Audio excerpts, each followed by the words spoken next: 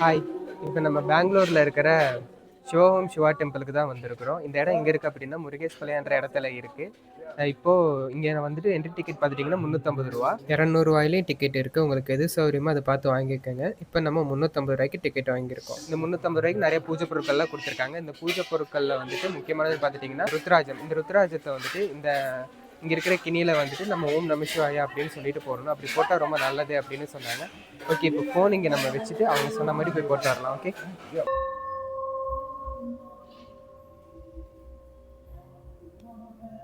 இதை நம்ம பண்ணி முடிச்சதுக்கப்புறம் பக்கத்துலேயே வந்துட்டு ஒரு சிவலிங்கம் இருக்கும். அந்த சிவலிங்கத்துக்கு நம்ம கைகளாலேயே நம்ம அபிஷேகம் பண்ணிக்கலாம்.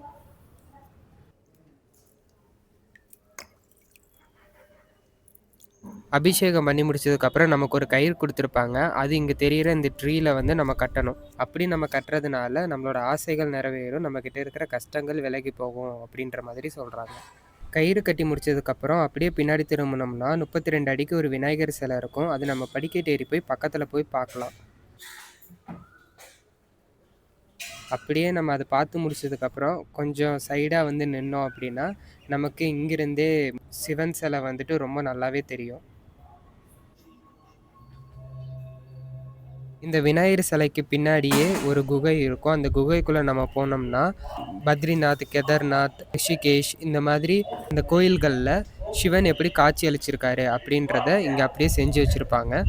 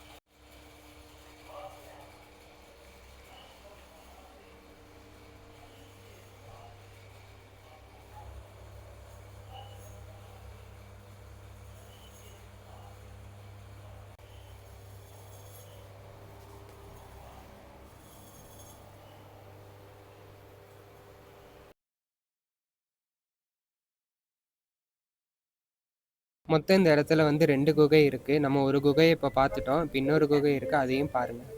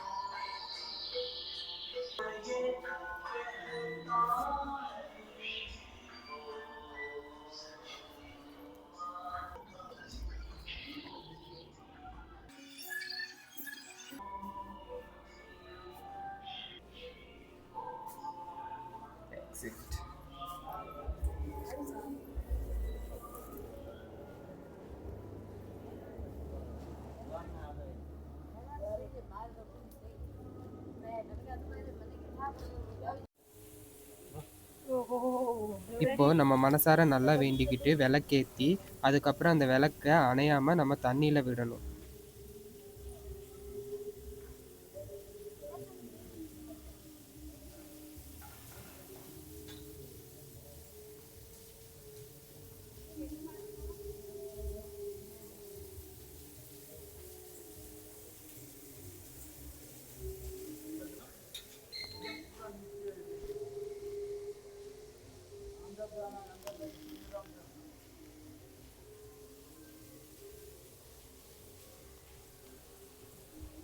அது விட்டு முடிச்சதுக்கப்புறம் நமக்கு வந்துட்டு ஒரு மிராக்கிள் காயின் ஒன்று தருவாங்க. அந்த காயினை நம்ம 7 முறை தலையை சுற்றிட்டு அதுக்கப்புறம் நம்ம வந்துட்டு அதை கரெக்டாக அந்த பிளேட்டில் நம்ம போடணும்.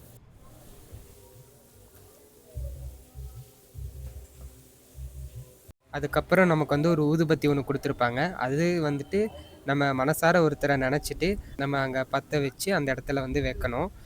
இது வந்து நான் சொல்லலை, அந்த இடத்துல அப்படி எழுதி இருந்துச்சு.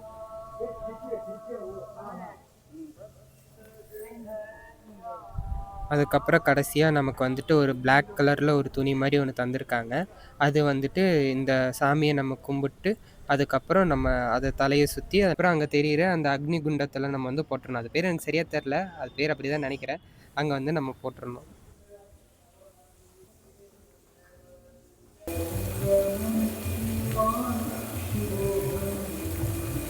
இப்போ காலையில் 8 மணி ஆனதுனால இப்போ இங்கே வந்து ஒரு பூஜை நடந்துக்கிட்டு இருக்கு.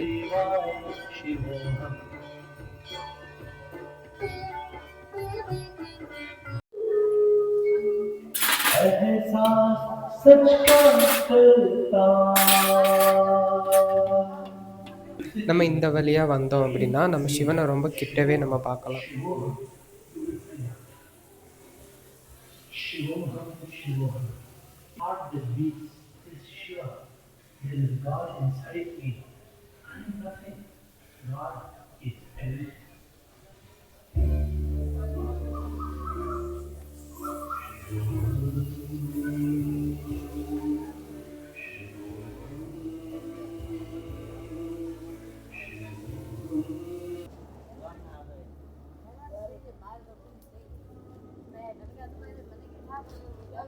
ஓகே, இந்த கோயிலை வந்து ஃபுல்லாக சுற்றி பார்த்துட்டோம். உண்மையுமே சூப்பராக இருந்துச்சு.